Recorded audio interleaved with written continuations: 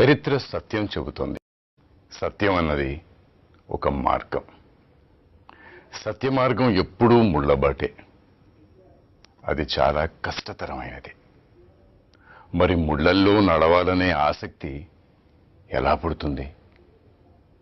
అది నిస్వార్థ గుణం నుంచి పుడుతుంది. స్వయాన్ని మరిచి జనాన్ని తలుసుకోవడం ఎలా సాధ్యం? జనంలో నడిస్తే సాధ్యం, జనంతో నడిస్తే సాధ్యం. మచ్చలేని మనసున్నోడు, జనం కొరకు ధర్మం కొరకు జన్మెత్తిన మహానుభావుడు వాడే శ్రీరాముడు. ఒక్కసారి చెబితే చాలు, 6 నూరైనా అది అమలవ్వాల్సిందే. ఏదైనా చెప్పాలనుకుంటే సూటిగా ఘాటిగా స్పష్టంగా బయటకు రావాల్సిందే.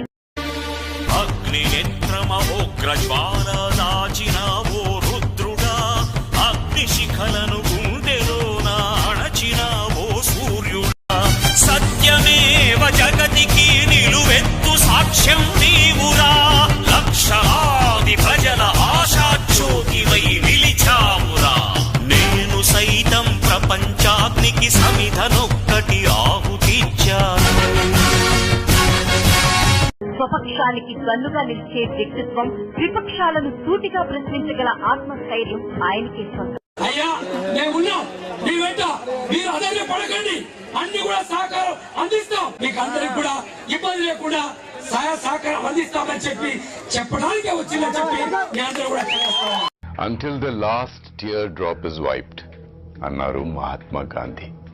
అంటే చివరి కన్నీటి బొట్టు తుడిచే వరకు ప్రయాస ఆగకూడదని, ప్రయత్నం ఆపకూడదని. అలాంటి మహాత్ముడి బాట సత్యమార్గం. లోకం చీకట్లు చీల్చే ధ్యేయం నీ ఇంధనం, ప్రేమై వర్షించని నీ ప్రాణం, సాయం సమాజమే నీ గేయం నిరంతరం, ఓరే ప్రపంచ సౌఖ్యం నీకుగాక ఎవరికి సాధ్యం.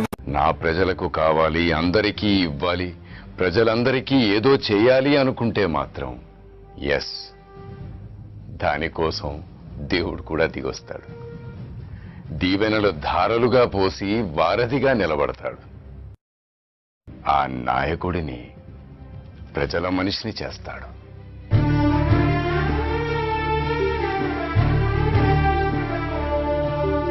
ప్రజల మనిషి, ప్రజలందరి మనిషి, రాజకీయ చరిత్రలు ప్రజల మనసు గెలుచుకున్న మనిషి, రాత్రి పగలు రైతు దీపమైన మనిషి, చెండల్లో నడిచి నడిచి వానల్లో తడిసి తడిసి రైతు కన్నీళ్లు తుడిచి తుడిచి.